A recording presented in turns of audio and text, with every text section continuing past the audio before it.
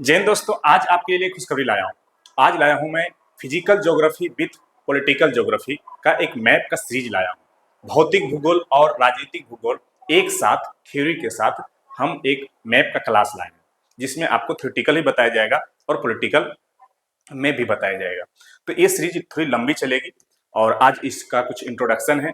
जहां से क्लास खत्म होगी, नेक्स्ट क्लास यहीं से स्टार्ट होगी। 15-20 क्लास में अच्छे तरह से लेवल से खत्म हो जाएगी। तो आइए, तो क्या है, पहले हम डेफिनेशन से ही स्टार्ट करते हैं, बिल्कुल शुरू से करते हैं, एकदम जड़ से लेकर छोर तक।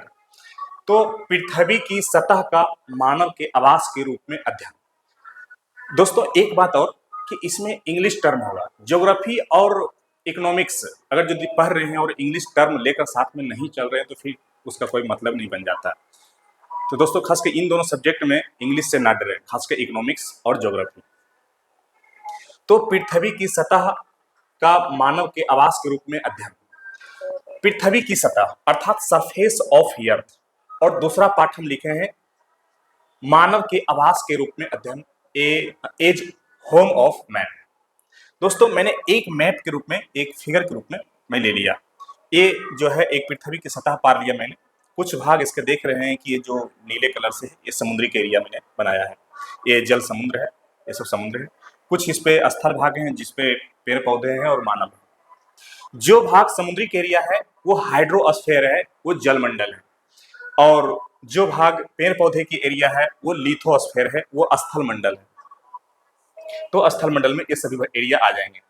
और इसी में से एक एरिया और होगा दोस्तों जो पृथ्वी से ऊपर उठकर होगा, क्षोभ मंडल, समताप मंडल, मध्यमंडल। ये सब एरिया जो वायु वाला एरिया है, वो जिसमें वायु होती है वो एटमॉस्फेयर है, वो वायुमंडल है। सबका बारी बारी से सब अध्ययन किए जाएंगे।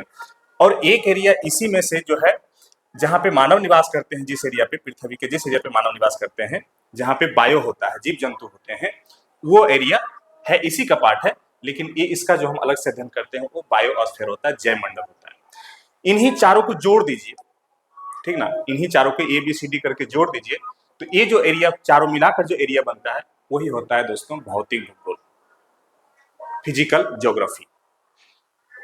दूसरे साइड मैंने लिखा कि इसी पार्ट को यदि एक दूसरे नजर से देखें तो ये दो नजर से दिखाई दे सकता है। एक है कि एक टोटल तो प्राकृतिक सतह तो है ही है, चाहे कुछ भी ले लें, इसका प्राकृतिक ही सतह है टोटल।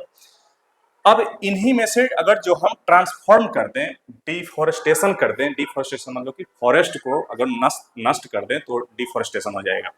तो आप यदि फॉरेस्ट को डिफॉरेस्ट कर दें या ट्रांसपोर्ट कर दें या कोई मतलब कि स्थल है उसको खनन कर दें, माइनिंग कर दें, तो ये सब एरिया जब उस पर मतलब काट उठ कर अपना पहाड़ वहाड़ तोड़कर, जंगल झाड़ तोड़कर घर मकान बना ले, ये सब क्या है, ट्रांसफॉर्म है। हमने उस सतह को हम ट्रांसफॉर्म कर दिया अपने उपयोगिता के आधार पे।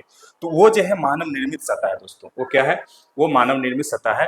वो मानव निर्मित सतह ये जो कहा जाता है ये ह्यूमन ज्योग्राफी कहलाता है। ह्यूमन ज्योग्राफी इसमें मुख्य रूप से चीज आती क्या क्या है, तो इसमें मानव भूगोल, ह्यूमन ज्योग्राफी में आपका पॉपुलेशन, मेन इसका जो है इसका पॉपुलेशन है। इसमें एक पॉपुलेशन होती है, जनसंख्या होती है, इसका निवास होता है, सेटलमेंट, डोमिसाइल होता है। और तीसरा इसका इकोनॉमिक एक्टिविटी होती है। ये कुछ ना कुछ अपने पूंजीगत चीजों के लिए ये अपने लड़ाई मड़ाई करते रहते हैं। वो कुछ इस पे क्या करते हैं, वो एग्रीकल्चर, वो खेती बाड़ी, खाने पीने के लिए कुछ जो है एग्रीकल्चर करते हैं। कुछ वो अपने जो है उद्योग धंधे के लिए, कल कारखाने के लिए वो इंडस्ट्री का भी स्थापना करते हैं, वो ट्रेड भी करते हैं, और ये चीज़ें अपने एक स्थान से दूसरे स्थानीय ट्रांसपोर्ट भी करते हैं। ये सभी चीज़ें जो है, ये सब ज्योग्राफी का जो भी पार्ट पढ़ने के लिए मिलता है, ये ह्यूमन ज्योग्राफी में पढ़ने के लिए मिलता है। तो ये आपका रही। तो नेक्स्ट अगर जो देखें हम, तो ये चीज़ें हो गई। अगर जो नेक्स्ट देखें हम, तो ये चारों चीज के बाद नेक्स्ट आपका आता है, हम बारी बारी से हम लिथोस्फीयर से स्टार्ट करते हैं। तो लिथोस्फीयर स्थल मंडल, और स्थल मंडल अगर जो गौर से समझें तो ये क्या हो सकती है कि लिथोस्फीयर में हम क्या क्या देखने को मिलेगा। उसमें देखेंगे तो आपको, आप लिथोस्फीयर क्या है, स्थल मंडल है। स्थल मंडल में देखेंगे, स्थल को देखें तो क्या क्या दिखाई देता है आपको, एक ऊंचाई दिखाई देगा, समतल दिखाई दे सकता है, तो कुछ आपको ऊंचाई दिखाई देगा, कुछ हाईलैंड आपको उच्च भूमि दिखाई देगा, और कुछ आपका जो है निम्न भूमि, कुछ गहरे सतह दिखाई देगा। ये तो दिखाई देगा, ये तो ऊंचा है तो नीचा। स्थल में और क्या दिखाई दे सकता है, यही दिखाई दे सकता है, या तो प्लेन दिखाई दे सकता है। तो ये सब चीजें जो है लिथोस्फीयर का ये 3 पार्ट, ये 3 वर्ड जो है उनका मुख्य होते हैं। मैं कुछ आपको एक फिगर की सहायता से मैं समझाने का प्रयास किया। ये क्या है कि मैंने ये समुद्रिक एरिया बना लिया और एक कुछ प्लेन मैदान एरिया बना लिया, मैदानी एरिया, एक कुछ गड्ढे एरिया जो बना लिया जिसको हम डिप्रेशन कहते हैं। वो डिप्रेशन इंसानी डिप्रेशन नहीं, ये स्थल का डिप्रेशन है। ये है आपका गर्त कहलाता है, इसका डिप्रेशन जो है, इसका डिप्रेशन गर्त कहलाता है, लेक लैंड अर्थात झील भी कह सकते हैं इसको। और कुछ एरिया जो ऊपर जाकर फ्लैट होती है, तो ऊपर जो एरिया जब फ्लैट होती है वो एरिया आपको टॉप फ्लैट टॉप कहते हैं, यानी कि जो ऊपर में होती है वो फ्लैट है लेकिन टॉप में है। और जो सबसे नुकीली एरिया जो होती है जमीन की, जो सबसे नुकीली कहते हो, यार ये तो बहुत बड़ा मतलब पिक है, ये क्या है, तो माउंटेन, वही चीज क्या कहलाता है, ये माउंटेन पिक कहलाती है। कुल मिलाकर देखा जाए तो पूरी पृथ्वी को, अर्थ सरफेस को, ये 2 भागों में बांटा गया है। 30% अगर जो इसका मेजर किया गया तो 30% भूमि है और कमोबेश 70% इसका वाटर या समुद्र है। कुछ शब्दों का मैं डिफिनेशन लेकर आया हूं, क्योंकि मैं जब स्टार्ट कर ही रहा हूं तो मैं सोचा क्यों ना शुरू से शुरू किया जाए। तो अगला क्या है कि मैं एक कुछ टर्म है, कुछ टर्म का डिफिनेशन देख लेते हैं। इंग्लिश से बिल्कुल नहीं डरना है, ठीक ना, बिल्कुल मैं छोटे छोटे डिफिनेशन के रूप में लाया हूँ।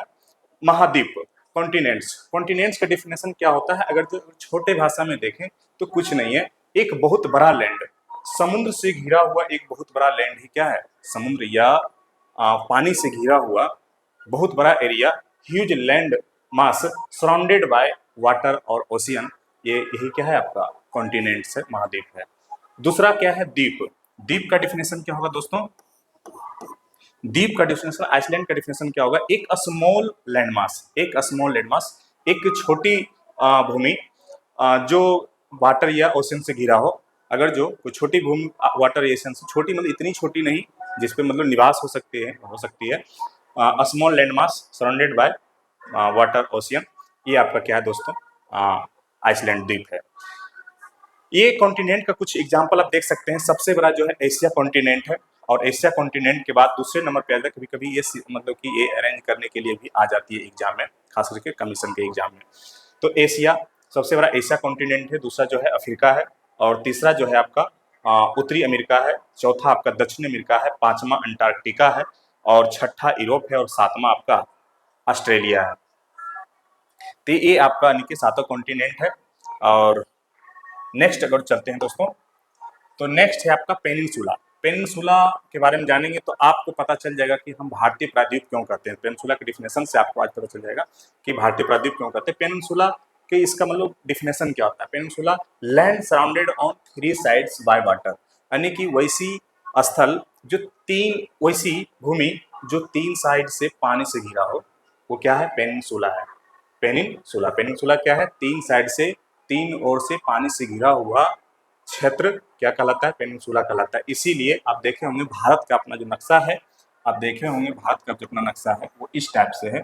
आप देखेंगे ये जो है आपका 3 ओर से पानी से घिरा हुआ है, 1 ओर, 2 ओर और 3 ओर, ये पेनिनसुला है, भारतीय प्रायद्वीप है, ठीक ना।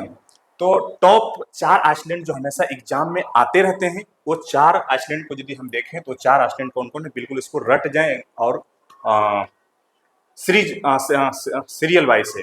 तो पहला क्या है, ग्रीनलैंड, क्या है ग्रीनलैंड, ग्रीनलैंड है क्या, ऐसे तो कहा जाए तो ये उत्तरी अमेरिका प्रायद्वीप में है, लेकिन उत्तरी अमेरिका महाद्वीप में है, प्रायद्वीप नहीं, उत्तरी अमेरिका महाद्वीप में है, लेकिन ये हिस्सा डेनमार्क का है। ये हिस्सा किसका है, ये डेनमार्क के कब्जे में है, लेकिन ये भले उत्तरी अमेरिकी महाद्वीप में है, देखने में लगेगा कि यह उसका हिस्सा है, लेकिन उसका हिस्सा नहीं है, ये यूरोप का हिस्सा है। डेनमार्क है, डेनमार्क कहाँ, यूरोप में पड़ता है, ये यूरोप का हिस्सा है। दूसरा क्या है, न्यू गिनी, दूसरा क्या है, न्यू गिनी, ये ऑस्ट्रेलिया के जस्ट ऊपर है। आप ऑस्ट्रेलिया जब देखेंगे, ऑस्ट्रेलिया के जब ये सब ऊपर में, यहाँ पे न्यू गिनी है। और तीसरा है बोर्नियो, बोर्नियो पे 3 देश का कब्जा है, इस पे मलेशिया है, बोर्नियो है और आपका इंडोनेशिया है, लेकिन 50% से ज़्यादा हिस्सा आपका मतलब इंडोनेशिया में है। बोर्नियो तो इसी द्वीप पे बसा ही, बोर्नियो जो छोटा सा द्वीप है, छोटा सा देश है, वो तो इसी पे ही बसा हुआ है, और इसका कुछ हिस्सा मलेशिया के पास है। चौथा है मेडागास्कर, ये अफ्रीका के अफ्रीका से ही टूटकर अलग हुआ मेडागास्कर, चौथा मेडागास्कर। तो ये चारों के चारों यानी सीरियल नंबर वाइज याद रखेंगे। पहला कौन है? ग्रीनलैंड। दूसरा न्यू गिनी, ऑस्ट्रेलिया के ऊपर में पड़ता है। तीसरा जो है आपका इंडोनेशिया में पड़ता है, वो बोर्नियो द्वीप है। और चौथा जो मेडागास्कर, जो अफ्रीका से अलग हुआ है, अफ्रीका से टूटकर अलग हुआ था। पैसिफिक ओशियन सबसे बड़ा महासागर है, अगर जो इसको इस रूप में भी सजाने के लिए आता है। सबसे बड़ा जो सागर है वो प्रशांत महासागर है। दूसरा जो है अटलांटिक महासागर है। तीसरा आपका इंडियन हिंद महासागर है। चौथा आर्कटिक ओशियन, आर्कटिक महासागर है।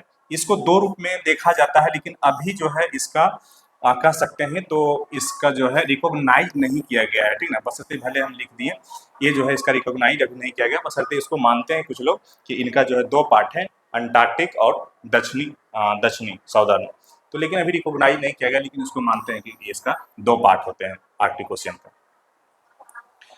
तो दोस्तों इतना पढ़ने के बाद जस्ट हम क्या करेंगे, लास्ट में थोड़ा सा क्यूज खेलेंगे। और वो क्यूज क्या खेलेंगे, ये इस टाइप से, अभी तो मैं मैप ले लिया, कभी मैं बना भी दूंगा। और इस मैप पे ये आपको पूछेंगे, ये पूरा वर्ल्ड मैप में बताइए यहाँ पे क्या है, यहाँ पे क्या है। मैं चाहूंगा कि आप उत्तर आ गया होगा आपके मन में। यहाँ गल्फ ऑफ मैक्सिको है, ये क्या है, ये गल्फ ऑफ मैक्सिको है। तो बस इसी तरह से हम 4-5 क्वेश्चन रोज, यानी कि जो पढ़ाएंगे मैप के लास्ट में 4-5 क्वेश्चन रोज पूछेंगे। दूसरा हिस्सा, ये 2 नंबर यहाँ पे क्या है, तो यहाँ पे है अटलांटिक ओशियन है, नॉर्थ अटलांटिक ओशियन है। 3 नंबर में पूछे तब क्या बताएंगे, 3 नंबर में आप बताएंगे कि ये है आपका Pacific ocean, north Pacific ocean. 4 number में यदि मैं आपसे पूछूं तो 4 नंबर में क्या है, 4 नंबर में क्या है दोस्तों, 4 नंबर बताइए। और छठा क्या है, 5वां क्या है दोस्तों, हडसन की खाड़ी। ये क्या है दोस्तों, ये आपका ये कनाडा में जो है, ये जो हिस्सा इसी तरह से धंसी हुई है, ये हडसन की खाड़ी है, ठीक ना। और छठा हिस्सा जो है ये लेब्राडोर है। छठा हिस्सा क्या है दोस्तों, ये लेब्राडोर है। ये चौथा हिस्सा आपके हिस्से में छोड़ दिया, आप कमेंट करके बताएंगे। और ये आपका ग्रीनलैंड है। और ये आपका पनामा नहर है, जो साउथ पैसिफिक ओशियन और नॉर्थ अटलांटिक को अलग करता है। या तो आप ऐसे भी कह सकते हैं, इन दोनों को भी अलग करता है, नहीं तो सागर में इन दोनों को अलग करता है, और स्थल में आपको उत्तरी अमेरिका और दक्षिण अमेरिका को ये पनामा नहर अलग करती है। तो इस तरह से हम 4-5 क्वेश्चन मैप के लास्ट में हम भी करने वाले हैं। और आज तो बस एक छोटा सा एक झलक लेकर आए हैं, और इसी चीज़ को मैं कंटिन्यू जारी रखूँगा। वीडियो ज़्यादा लंबा ना हो, धीरे धीरे लंबा करेंगे, अभी स्टार्टिंग है तो छोटे में रहेंगे। तो हम चाहते हैं कि वीडियो इन्फॉर्मेटिव लगा हो, और इन्फॉर्मेटिव लगा हो तो आप जुड़े रहिए। और ये सीरीज पक्का डेफिनेटली अंत होगा, ये शुरुआत हुई तो ये पक्का डेफिनेटली अंत होगा। और अब जो भी शुरुआत होगी उनकी अंत होते ही रहेगी, क्योंकि हमारे पास अब संसाधन आ गया है और हमारे पास हथियार आ गया है। तो हम इसका अब हमेशा इस्तेमाल करेंगे। इनका हमेशा बरसों से मुझे सपना था, ये 1-2 दिन की बात नहीं है, ये कई वर्षों का मैंने चाहा था, और आज मैं इस पूरा हुआ। तो थैंक यू।